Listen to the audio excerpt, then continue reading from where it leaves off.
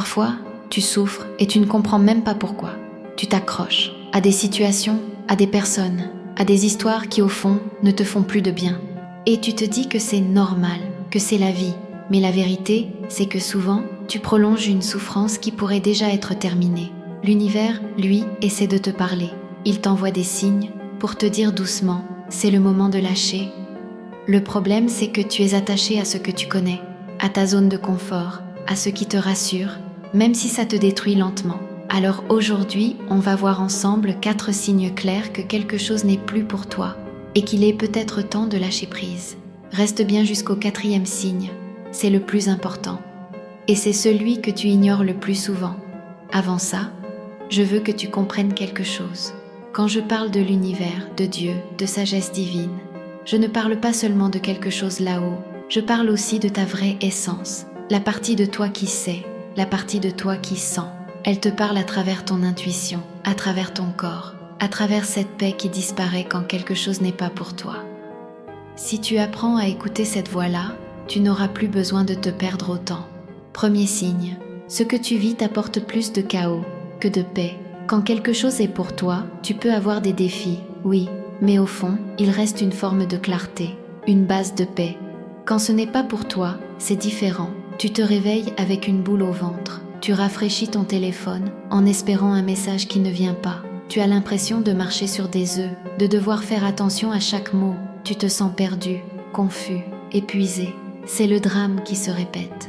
Les disputes pour les mêmes choses, les malentendus, les montagnes russes émotionnelles. Si quelque chose te plonge régulièrement dans la douleur, dans la confusion, dans le chaos, ce n'est pas un test de l'univers, c'est un signal d'alarme. La douleur qui revient n'est pas là pour te dire « supporte encore ». Elle est là pour te murmurer « quelque chose doit changer ». On s'habitue au compliqué, on s'habitue au toxique, on finit par croire que c'est comme ça la vie. Mais ce qui est vraiment pour toi ne détruit pas ta paix intérieure. Ce qui est pour toi te laisse respirer. Si tu luttes en permanence contre le chaos, pose-toi cette question en toute honnêteté. Est-ce que je ne m'accroche pas à quelque chose que j'aurais déjà dû laisser partir ? Deuxième signe, ce qui est pour toi ne joue pas à cache-cache. Ce qui est aligné avec toi ne s'échappe pas sans cesse, ne revient pas juste quand tu es prêt à partir, ne disparaît pas dès que tu te détends. Les personnes, les opportunités, les expériences qui sont vraiment pour toi, elles coulent vers ta vie presque naturellement. Tu n'as pas besoin de courir derrière tout le temps. Tu n'as pas besoin de forcer, de supplier, de te tordre dans tous les sens pour que ça reste. Quand quelque chose est authentique, il y a du flux, une simplicité. Pas besoin d'envoyer 10 messages pour un seul retour. Pas besoin d'inventer des excuses pour justifier le silence de l'autre. Ce qui est pour toi ne vit pas dans le flou éternel. Ça se présente de façon claire, ouverte, visible. Ce signe te rappelle une chose. Tu n'es pas venu sur terre pour supplier la vie de te laisser garder ce qui te fuit déjà. Tu es venu pour t'aligner avec ce qui reste naturellement, avec ce qui tient, sans masque et sans lutte. Troisième signe, ce qui est pour toi ne te fait pas douter de ta valeur. Si une relation, un travail, un environnement te fait constamment sentir que tu n'es pas assez, ce n'est pas un défi spirituel, ce n'est pas une épreuve d'humilité, c'est un problème. Ce qui est juste pour toi ne te demande pas de te renier pour être accepté. Tu n'as pas besoin de changer ton essence pour mériter ta place. Ce qui est pour toi te pousse à grandir, oui, mais sans écraser ton estime de toi. Ça t'inspire, ça t'élève, ça t'ouvre. Si tu te retrouves à te trouver trop ou pas assez tout le temps, si tu marches en te jugeant à chaque pas, si tu dois réduire ta lumière pour ne pas déranger, alors tu n'es pas au bon endroit. Au moment où tu sacrifies ton amour-propre pour garder quelqu'un, un job ou une situation, tu payes un prix trop élevé, ton authenticité. Tu mérites des espaces où tu peux respirer en étant toi, pas des espaces où tu es constamment en train de te justifier. Quatrième signe, le plus important, au fond de toi, tu le sais déjà.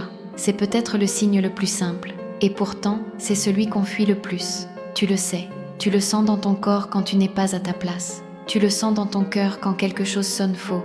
Tu le sens dans ton silence, quand tu te dis intérieurement « ce n'est pas ça, ce n'est plus ça, ça n'a peut-être jamais été ça ».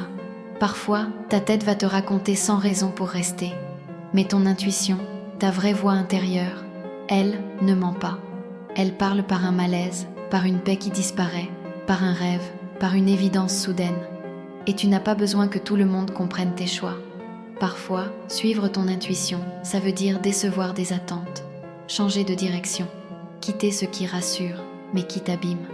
Mais quand, au plus profond de ton cœur, tu sens clairement que quelque chose n'est plus pour toi, ne pas t'écouter, c'est te trahir. Cultiver ton intuition, c'est cultiver ta connexion avec la sagesse de la vie. Alors oui, lâcher prise fait peur. Ça veut dire laisser derrière le connu, faire face au vide, regarder le changement droit dans les yeux. Mais rester accroché à ce qui te détruit te coûte infiniment plus que le vide temporaire de la transition. L'univers te parle tout le temps, à travers le chaos, à travers ce qui fuit, à travers ton estime de toi, à travers ton intuition. La vraie question, ce n'est pas « est-ce que l'univers m'envoie des signes ?» La vraie question, c'est « est-ce que j'ai le courage d'écouter ce que je sais déjà ?» Si cette vidéo a touché quelque chose en toi, écris « lâcher prise » dans les commentaires. Que ce soit ton premier acte de libération consciente. Et si tu veux une vidéo entière sur comment renforcer ton intuition, dis-le moi aussi en commentaire. Je te souhaite le plus doux et le plus transformateur des voyages. On se retrouve dans la prochaine vidéo.